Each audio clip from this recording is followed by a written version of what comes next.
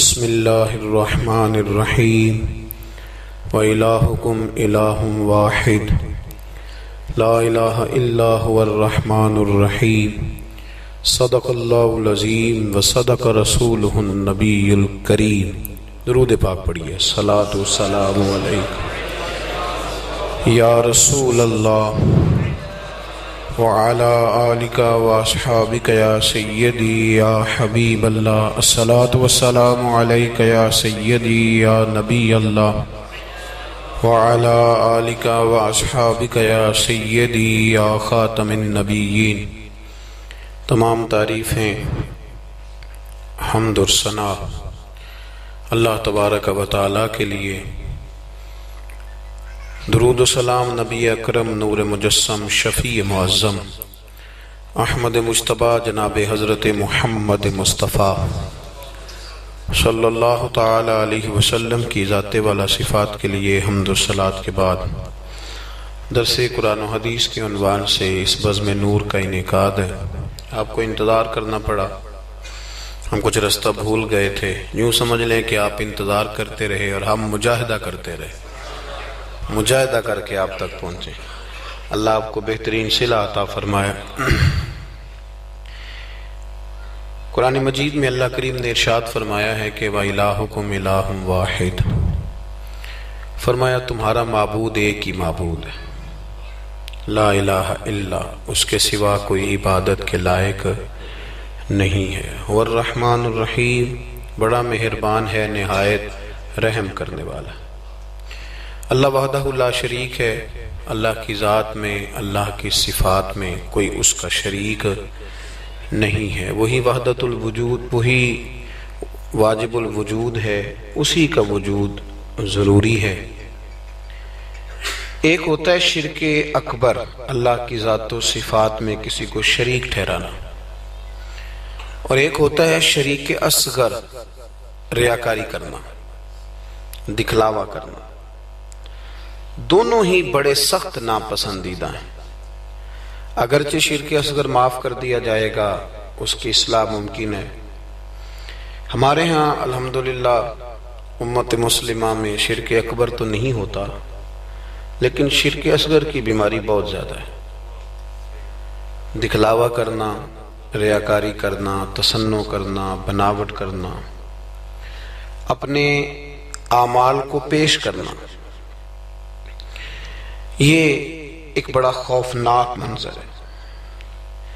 آپ غور فرمائیں کہ جس آدمی کے گھر میں 20 لاکھ روپیہ کیش پڑا ہو، وہ کبھی آ کے نہیں بتاتا کہ گھر میں پیسے پڑے ہوئے، کہ بتاتا ہے؟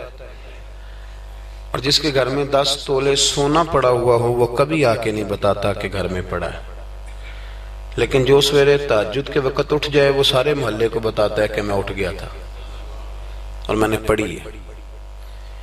20 لاکھ روپیہ جو کیش گھر میں پڑا ہے وہ نہیں بتایا، لیکن جو 10,000 روپیہ مسجد میں دے دیا وہ سارے علاقے کو بتایا، حالانکہ وہ بڑی قیمتی نیکی تھی، وہ چھپانے والی تھی، لیکن اس کا اظہار کرنا، اس کو بتلانا۔ حضرت عمر فاروق رضی اللہ تعالیٰ عنہ فرماتے ہیں کہ میں اللہ کے پیارے محبوب صلی اللہ علیہ وسلم کے قبر اطہر کی زیارت کے لیے حاضر ہوا تو حضور کے مزار کے پاس بیٹھ کر حضرت معاذ ابن جبل رضی اللہ تعالیٰ عنہ رو رہے تھے۔ میں نے انہیں دیکھ کے کہا کہ کیوں رو رہے ہو؟ کہنے لگے نبی پاک علیہ السلام کی 2 حدیثیں ہیں جن کی وجہ سے میں بڑا پریشان رہتا ہوں، میں سوچتا ہوں کہیں میں زاد میں نہ آ جاؤں۔ ابن ماجہ میں حدیث موجود ہے، حضرت سیدنا عمر فاروق رضی اللہ تعالیٰ عنہ فرماتے ہیں کہ میں نے ان سے پوچھا کہ وہ 2 باتیں کون سی ہیں؟ تو فرمانے لگے ایک تو نبی پاک صلی اللہ علیہ وسلم نے یہ فرمایا تھا کہ اللہ فرماتا ہے جس نے میرے ولی سے دشمنی کی، میرا اس کے خلاف اعلان جنگ ہے۔ تو حضرت معاذ ابن جبل کے رونے کی وجہ محدثین اور شارحین نے یہ بیان کی کہ وہ رو اس لیے رہے تھے کہ کیا پتہ چلے گا کہ اللہ کے بندوں میں سے ولی کون ہے، تو کہیں بھول کر بھی کسی کی بے ادبی نہ کر بیٹھوں، اس لیے وہ رویا کرتے تھے، ڈرا۔ یہاں تو لوگوں کو پتہ ہوتا ہے نا یہ ولی ہے اللہ کا، پتہ ہے نا لوگوں کو کہ داتا صاحب اللہ کے ولی ہیں، خواجہ معین الدین اجمیری اللہ کے، حضرت بایزید بستامی اللہ کے ولی ہیں، حضرت جنید بغدادی اللہ کے، لیکن پھر بھی لوگ بے ادبی کرتے ہیں. پتہ ہے چونکہ حضرت معاذ ابن جبل فرماتے مجھے پتہ نہیں اس لیے ڈر لگتا ہے. اور دوسرا حضرت معاذ، اس مسجد میں اذان ہوگی جی؟ یہاں اذان ہوتی ہے نہیں؟ یہ جو ابھی ہونی ہے نا جی ٹھیک. تو حضرت معاذ ابن جبل رضی اللہ تعالیٰ عنہ فرماتے ہیں دوسری یہ بات کہ نبی کریم صلی اللہ تعالیٰ علیہ وآلہ وسلم نے ارشاد فرمایا کہ تھوڑی سی ریاکاری بھی شرک ہے.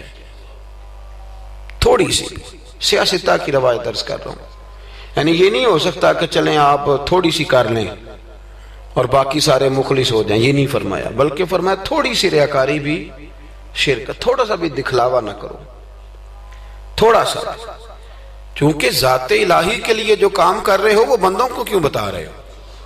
جو کام اللہ کی رضا کے لیے، اس میں بندوں کی شراکت کا کیا معنی ہوگا؟